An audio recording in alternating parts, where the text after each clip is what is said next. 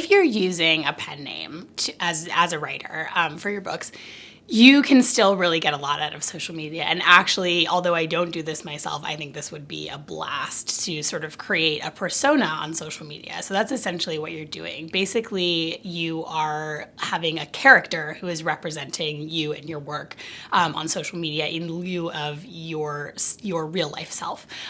So I think for this, get creative with it. I think you can, much like the author Lemony Snicket, that is not his real name, but he has sort of a whole persona around Lemony Snicket and who that is. So I think that you can be just as creative with your persona and your pen name. So if you're, for example, a romance author, maybe your sort of author persona has a more complicated love life than you do. Or if you could have a persona that was a little grumpier than you or a little more curmudgeonly.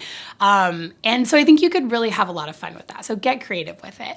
That said, you should still treat social media as it's meant to be treated. So treat it like a conversation, and you should still act like a human being on social media. So I think the important thing is not to have a character that's out there as a mouthpiece just speaking one way. Again, just because you're a character doesn't mean that your character can't interact with other authors and can't interact with readers. They can and they should. So I think have some fun with developing that backstory and then just really go from there as though you're speaking in the voice of your character. Thank you for listening.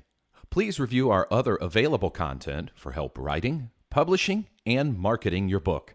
If you have any questions about the Author Learning Center, please contact us by email at authorsupport@authorlearningcenter.com.